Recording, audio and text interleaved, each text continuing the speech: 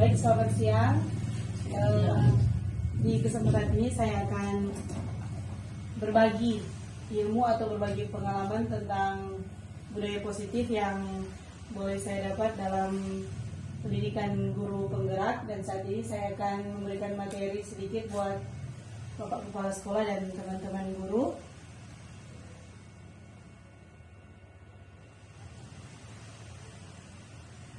Ini tentang diseminasi modul 174 budaya positif. Ini profil saya. Nah, ini adalah materi-materi yang akan saya berbagi buat Bapak Ibu guru tentang konsep inti budaya positif. Yang pertama adalah perubahan paradigma belajar, yang kedua disiplin positif, ketiga kebutuhan dasar manusia, keempat motivasi perilaku manusia, kelima keyakinan kelas, enam posisi kontrol restitusi, dan ketujuh segitiga restitusi. Nah, ini yang pertama, perubahan paradigma belajar.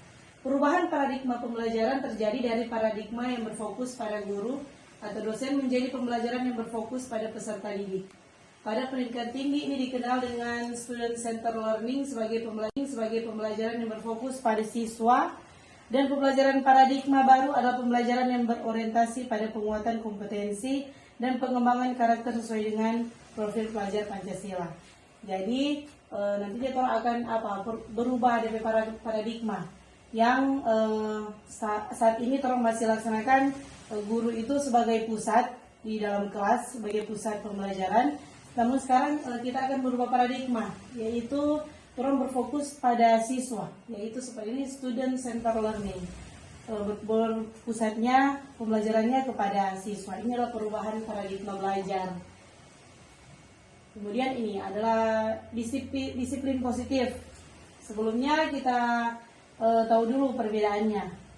Ada disiplin dan disiplin positif. Kalau disiplin, arti disiplin adalah sebuah kesadaran seseorang untuk mau dan mampu mengendalikan diri dan mematuhi aturan atau nilai-nilai yang telah disepakati, yang berkaitan dengan aturan maupun norma yang berlaku dari diri sendiri maupun dalam lingkungan sosial. Sedangkan disiplin positif merupakan suatu cara penerapan disiplin tanpa kekerasan dan ancaman, yang dalam praktiknya melibatkan komunikasi tentang perilaku yang efektif antara orang tua dan anak atau antara guru dan peserta didik. Dalam penerapan disiplin positif ini, anak diajarkan untuk memahami konsekuensi dari perilaku mereka.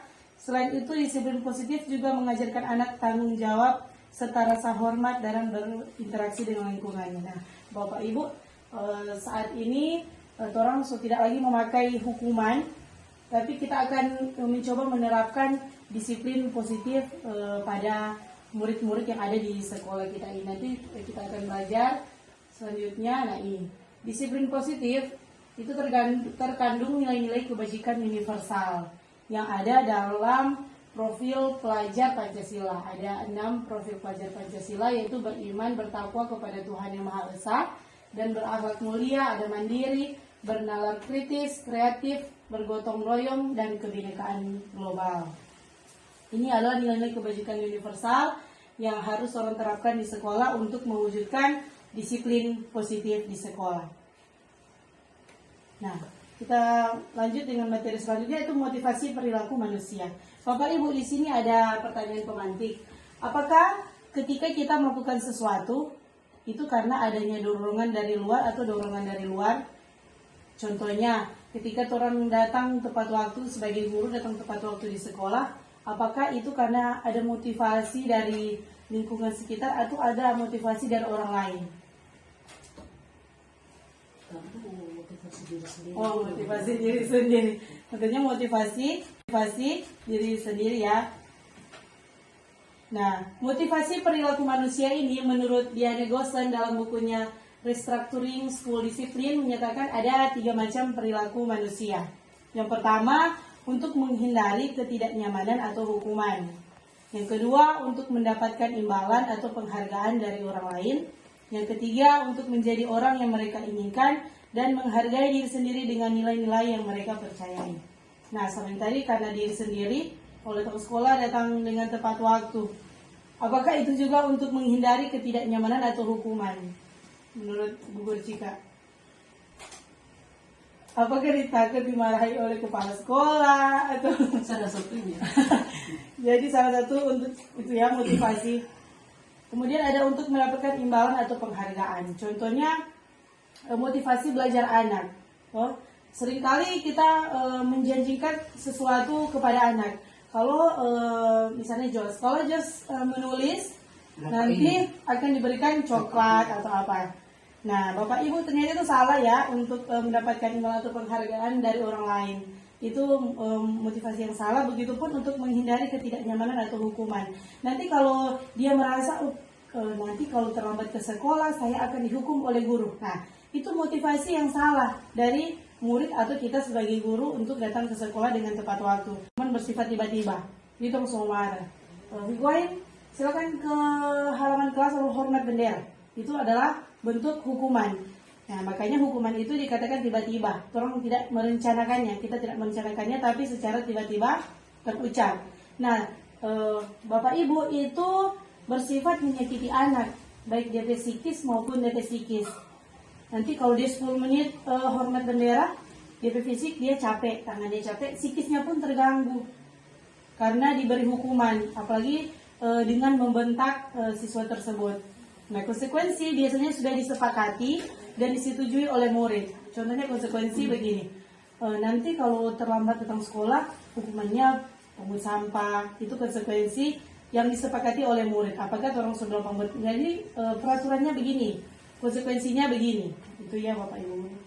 Dan itu disetujui oleh murid. Nah, menurut Gosen, restitusi adalah proses menciptakan kondisi bagi anak untuk memperbaiki kesalahan mereka, sehingga mereka bisa kembali pada kelompok mereka dengan karakter yang lebih kuat. Restitusi juga merupakan proses kolaboratif yang mengajarkan murid untuk mencari solusi untuk masalah mereka, dan membantu murid berpikir tentang orang seperti apa yang mereka inginkan dan bagaimana mereka memperlakukan orang lainnya. Bapak Ibu, nanti sebentar saya akan tampilkan video tentang penerapan restitusi. Nah, ini kenapa saya katakan tadi memberikan imbalan dan penghargaan itu sama dengan dihukum. Ini adalah contoh dihukum oleh penghargaan. Menurut Alfikon, saat kita berulang kali menjanjikan hadiah kepada anak-anak agar berperilaku bertanggung jawab, atau kepada seorang murid agar mempelajari yang baru, atau kepada seorang karyawan agar melakukan pekerjaan yang berkualitas, kita sedang berasumsi mereka tidak dapat melakukannya, atau mereka tidak akan memilih untuk melakukannya. Nah, ini ya Bapak, dihukum oleh penghargaan. Contoh tadi, kalau di saat menjanjikan kue, sebenarnya dia malas untuk menulis atau sebenarnya tahu, tapi karena dia menginginkan itu yang dijanjikan, imbalan misalnya coklat, dia akan berusaha, namun motivasinya salah ya, karena dia motivasinya itu tentang imbalan atau penghargaan. Nah, ini penghargaan itu sama dengan hukuman karena dia pengaruhnya jangka pendek dan jangka panjang. Penghargaan itu tidak efektif, penghargaan itu dapat merusak hubungan. Contohnya ini ya, penghargaan merusak hubungan di saat dia ibu gurunya sudah tidak menjanjikan sesuatu, dia memarah ibu guru, karena sebelumnya ibu guru selalu menjanjikan sesuatu jika dia mau belajar. Baru penghargaan mengurangi ketepatan. Mengurangi ketepatan sekarang ini dalam pengisian raport kita sudah tidak lagi menuliskan peringkat ya, karena itu mengurangi ketepatan dan membuat anak-anak, psikis anak lain itu terganggu kalau misalnya masih memberikan peringkat.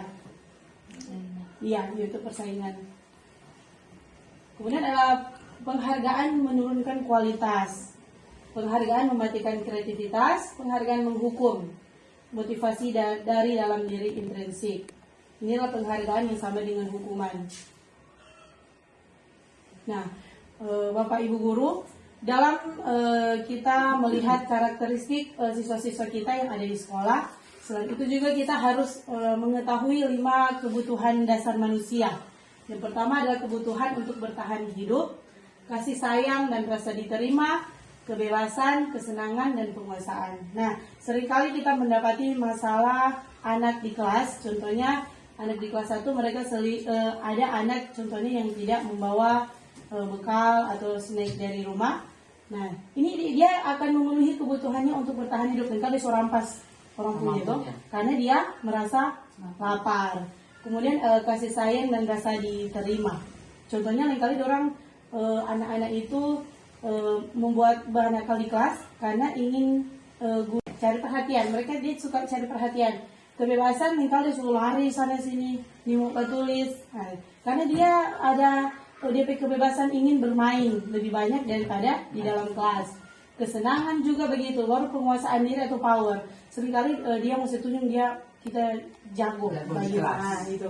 Jadi kita sebagai guru harus mengetahui 5 kebutuhan dasar manusia, khususnya kepada anak-anak murid kita di dalam kelas. Nah ini, kemudian ada posisi kontrol. Menurut Jane Gosen dalam bukunya Restitution Restructuring School Discipline mengemukakan bahwa guru perlu meninjau kembali penerapan disiplin di dalam ruangan kelas mereka selama ini. Apakah telah efektif? Apakah sudah berpusat? Apakah sudah memerdekakan dan memandirikan murid? Kemudian Gosen berkesimpulan ada 5 posisi kontrol yang diterapkan seorang guru, orang tua ataupun atasan dalam melakukan posisi kontrol. Nah, ini ada 5 posisi kontrol yang harus kita ketahui. Ini ya. Ada penghukum, pembuat merasa bersalah, teman, pemantau, dan manajer. Nah, kalau menurut Bapak Ibu guru, kita sudah melakukan posisi kontrol yang mana? Yang selalu kita lakukan, kalau Cika biasa melakukan posisi kontrolnya yang mana? Sebagai manajer. Kalau Ibu guru Lili? Nah. Ini ya, kalau penghukum, itu seorang penghukum bisa menggunakan hukuman fisik maupun verbal. Seperti contoh tadi, orang-orang yang menjalankan posisi penghukum senantiasa mengatakan bahwa sekolah memerlukan sistem atau alat yang dapat lebih menekan murid-murid lebih dalam lagi. Kemudian ada pembuat merasa bersalah. Pada posisi ini biasanya guru akan bersuara lebih lembut. Pembuat merasa bersalah akan menggunakan keheningan yang membuat orang lain merasa tidak nyaman.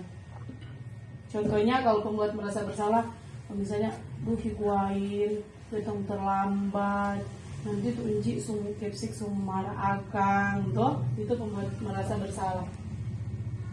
Kemudian ada teman. Guru pada posisi ini tidak akan menyakiti murid, namun akan tetap berupaya mengontrol murid melalui persuasi. Posisi teman pada guru bisa negatif ataupun positif. Kenapa bisa dikatakan bersifat negatif maupun positif kalau guru berada di posisi kontrolnya sebagai teman?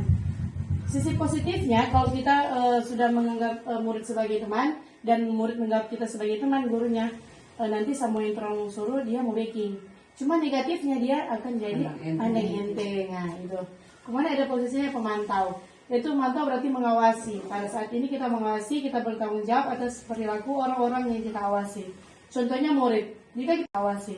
Contohnya murid, jika kita sudah membuat disiplin positif, yang contohnya membuang sampah. Nanti kita pantau-pantau, buang di sana, buang sampah sembarangan. Nanti kalau dia lewat orang, dia akan memuja karena orang posisinya, dia membuat kesalahan ya. Orang posisikan sebagai pemantau. Nah, yang terakhir yaitu sebagai manajer. Manajer ini, posisi terakhir manajer adalah posisi di mana guru berbuat sesuatu bersama dengan murid, mempersilakan murid mempertanggungjawabkan perilakunya, mendukung murid agar dapat menemukan solusi atas permasalahannya sendiri. Seorang manajer lebih memiliki keterampilan di posisi teman maupun pemantau. Jadi untuk 5 posisi kontrol ini yang paling baik digunakan yaitu teman, pemantau, dan posisi sebagai manajer. Dengan demikian bisa jadi waktu-waktu tertentu kembali kepada kedua posisi tersebut, yaitu teman dan pemantau. Namun bila kita menginginkan murid-murid kita menjadi manusia yang merdeka, mandiri dan bertanggung jawab, maka kita perlu mengacu kepada restitusi. Nah, sebentar saya akan tampilkan video tentang restitusi. Nah, Bapak Ibu, selanjutnya kita dalam materi keyakinan kelas. Di sini juga ada pertanyaan pemantik. Mengapa keyakinan kelas dan bukan peraturan kelas? Menurut Ibu Guru Cika, kenapa keyakinan kelas bukan peraturan kelas? Ini ya, Ini pengertiannya. Keyakinan kelas adalah sesuatu yang berasal dari penyatuan pikiran untuk menjadi nilai-nilai kebaikan atau diturunkan di kelas-kelas.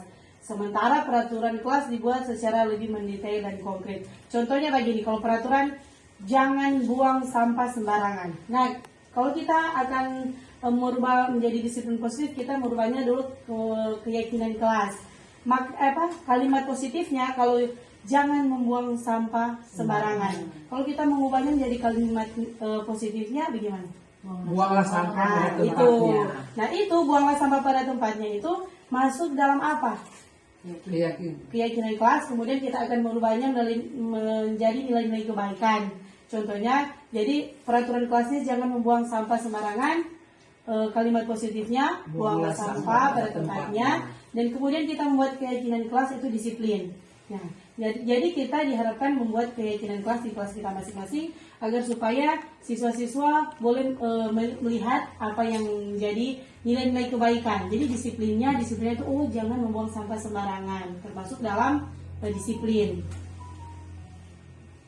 Nah, ini ciri-ciri keyakinan kelas itu bersifat lebih abstrak daripada peraturan yang lebih rinci. Ia bersifat abstrak karena tadi keyakinan kelas disiplin kan, itu abstrak, masih samar-samar. Kalau peraturan itu lebih konkret, nyata. Jadi, jangan membuang sampah sembarangan. Keyakinan kelas berupa pernyataan menampilkan video waktu saya menerapkan segitiga restitusi. Masih baik.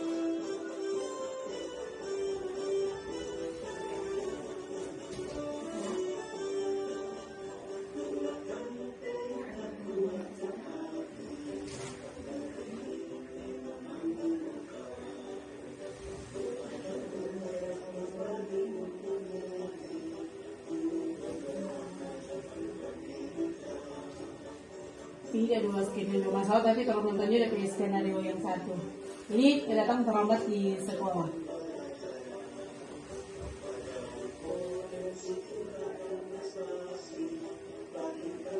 Ini DP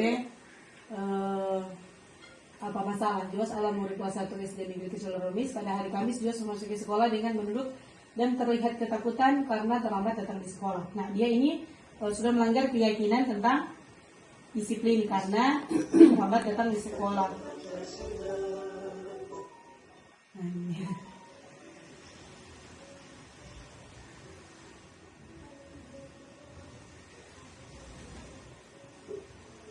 Nah, ini menstabilkan identitas. Nanti kita akan belajar tentang menstabilkan identitas. Kita lihat dulu videonya.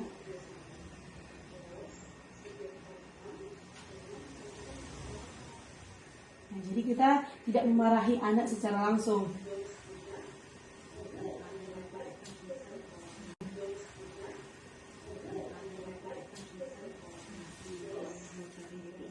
Ini validasi tindakannya.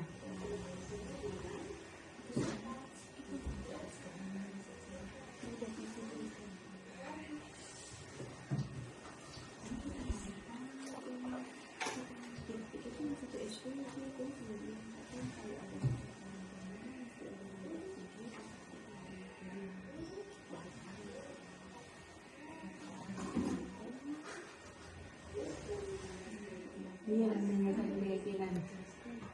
keyakinan yang dibuat di kelas tentang budaya positif.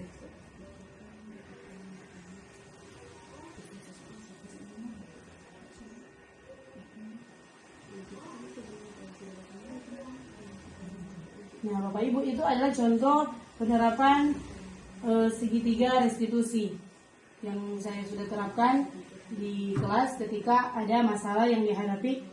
Contohnya anak datang terlambat di sekolah. Itu ya Bapak Ibu, jika kita mengalami hal tersebut, jika ada anak yang datang terlambat di sekolah, kita tidak langsung memarahi anak tersebut, namun kita menerapkan segitiga restitusinya. Jangan anak datang, kamu terlambat, mau nanti ya. Jika kita sudah memahami tentang restitusi, kita restitusinya ada. Nah, ini 3 restitusi yang segitiga tadi. Yang pertama menstabilkan identitas, yang kedua validasi tindakan yang salah, yang ketiga itu menanyakan keyakinan. Nah, ini penerapan segitiga restitusi. Ini ada contoh-contoh pertanyaan yang boleh kita tanyakan kepada anak ketika mereka berbuat kesalahan di dalam kelas. Kalau menstabilkan identitas, contohnya ada berbuat salah itu tidak apa-apa. Nah, kita karena mau menstabilkan identitasnya agar supaya anak itu tidak takut ketika dia berbuat sesuatu. Contohnya, berbuat salah itu tidak apa-apa, nanti divalidasi tindakan yang salah, boleh juga tuh bilang. Padahal kamu bisa melakukan yang lebih dari itu. Contohnya dia tidak mau menulis. Lalu menaikkan keyakinan. Karena contohnya kita sudah membuat keyakinan di kelas tentang budaya positif, menaikkan keyakinan apa yang kita percaya sebagai kelas dan keluarga. Nanti dia mau bilang, murid akan mengeluarkan unek-uneknya. Jadi jangan ketika kita menghadapi murid yang membuat masalah kalau terus marah-marah, nanti dia mau diam, bisa mau bilang. Namun jika kita menerapkan segitiga restitusi ini, murid malahan akan membuat curhat. Nanti dia mau bilang semua apa yang dia hadapi. Nanti setelah dia mengeluarkan apa yang semua yang dia hadapi, baru kita guru memberikan solusi, bukan memberikan hukuman. Restitusi. Nanti kalau perlu materinya nanti saya akan share di grup. Nah, ini kesimpulannya, budaya positif merupakan perwujudan dari nilai-nilai atau keyakinan universal yang diterapkan di sekolah. Budaya positif diawali dengan perubahan paradigma tentang teori kontrol. Melalui penanaman budaya positif di sekolah dan di kelas, maka hal-hal baik akan muncul dalam setiap kegiatan yang dilaksanakan. Salah satu cara untuk mewujudkan budaya positif yaitu dengan membuat keyakinan di kelas. Jadi Bapak Ibu Guru boleh membuat keyakinan di kelas. Dengan keyakinan kelas yang telah dibuat, maka guru dan siswa akan berupaya secara bersama-sama untuk mewujudkan dan menerapkan budaya positif. Ya baik, terima kasih. Terima kasih Bapak Kepala Sekolah dan guru-guru yang boleh mengikuti diseminasi penerapan dan berbagi ilmu dan pengetahuan yang boleh saya dapatkan dalam pendidikan guru penggerak. Sekali lagi terima kasih dan selamat siang.